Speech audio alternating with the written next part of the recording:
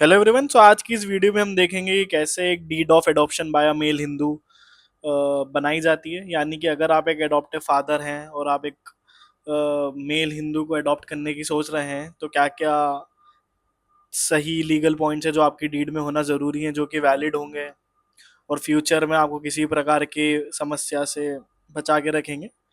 तो स्टार्टिंग में हम देखते हैं कि नेम क्लॉजेस कैसे होते हैं। तो आपका सेंट्रल अलाइनमेंट के अंदर आपका कैपिटल्स में बोल्ड के अंदर deed for adoption by male Hindu यानी टॉपिक आ जाएगा।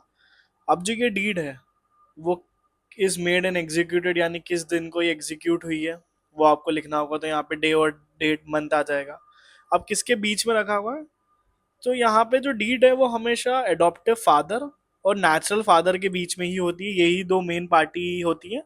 और इसके साथ साथ एडॉप्टिव फादर की वाइफ और नेचुरल फादर की वाइफ यानी बच्चे के बायोलॉजिकल पेरेंट्स और जो एडॉप्टिव पेरेंट्स होंगे, ये चार मेन पार्टी होती है। बट जो हमारी डीड होती है वो हमेशा एडॉप्टिव फादर और नेचुरल फादर के बीच होती है। इनकेस फादर नहीं है तब जाके वो एक मदर के उसमें होती है। सो यहाँ पे हम देखते हैं, तो यहाँ पे आपको पहले अडॉप्टिव फादर की जो इन्फॉर्मेशन देनी होगी। यानी वो किसके बेटे हैं, सन ऑफ डैश, उनकी उम्र क्या है, कहाँ रेसिडेंट करते हैं और क्या उनका ऑक्यूपेशन है।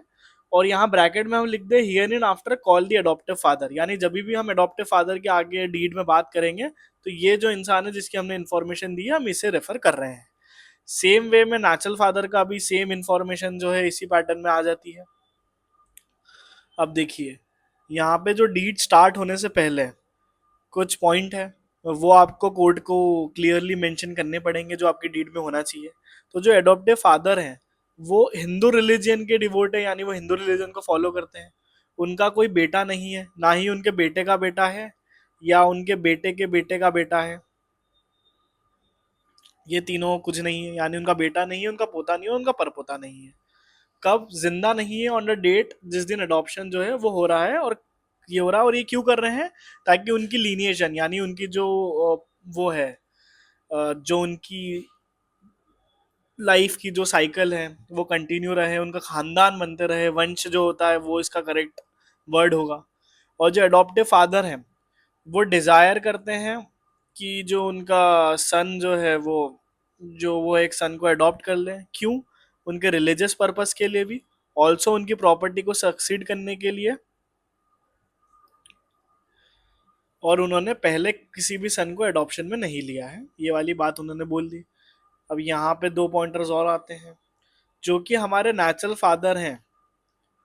यानी हमें अगर अब उनका नाम सी रखें, जो सी हैं जो फादर हैं डी के, यानी जो डी जो बच्चा है वो अडॉप्ट हो रहा है, उसकी एज कितनी है, यानी जो बच्चा डी अडॉप्ट हो रहा है उसकी एज कितनी है, आपने ये वाली बात बता दी। और जो अडॉप्टिव फादर हैं उन्होंने कंसेंट ले ली है उनकी वाइफ की, यानी जो उनकी अडॉप्टिव मदर होंगी उनकी कंसेंट फादर जो है ले चुके हैं। और उसी तरह जो बायोलॉजिकल मदर हैं यानी नेचुरल फादर की जो वाइफ है उन्होंने भी अपना कंसेंट दे दिया है कि वो अपने बेटे को डी को एडॉप्शन के अंदर देना चाहते हैं।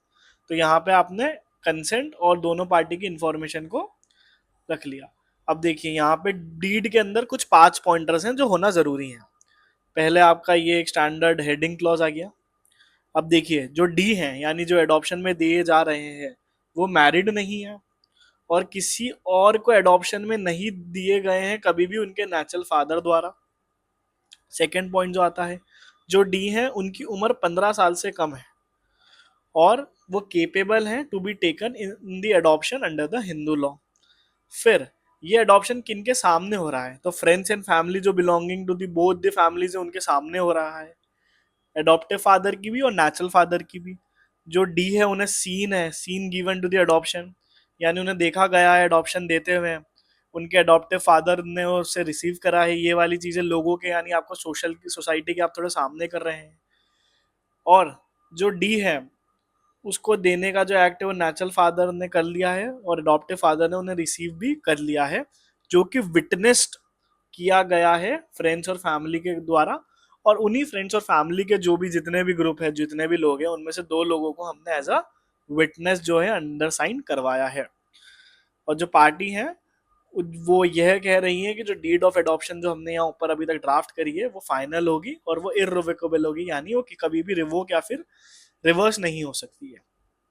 अब आखिरी के अंदर आपने विटनेस वाला क्लॉज लाना है कि जो ये जो प्रोसेस हुई है वो विटनेस करी गई है अडॉप्टिव फादर और नेचुरल फादर के द्वारा, और उन्होंने common seal in the presence of witness जो है करी है, यानी अडॉप्टिव फादर ने अपनी साइन कर ली, signature of adoptive father's wife, यानी उनकी मदर जो हो जाएंगी अडॉप्टिव मदर, उन्होंने कर ली, और यहाँ पे नेचुरल फादर यानी बायोलॉजिकल जो फादर है उन्होंने कर दी, और उन्हीं के वाइफ यानी जो बायोलॉजिकल मदर है उन्होंने भी साइन कर ली। और यहाँ पे आपको दो विटनेस है उन्हें आप अटैच करते हैं, यहाँ पे विटनेस की इंफॉर्मेशन आती है, उनकी सिग्नेचर आती है, और यहाँ पे आप सेफ्टी के लिए एफिडेविट है वो भी अटैच कर सकते हैं। तो कुछ इस प्रकार से आपकी जो डीड है वो फाइनली आखिरी में प्रिपेयर हो जाती है। आई होप आपको ये वीडियो पसंद आई। अगर वीडियो पसंद आई है तो प्लीज़ वीडियो को लाइक करें, इसे शेयर करें और चैनल को सब्सक्राइब करें। Thank you so much for watching.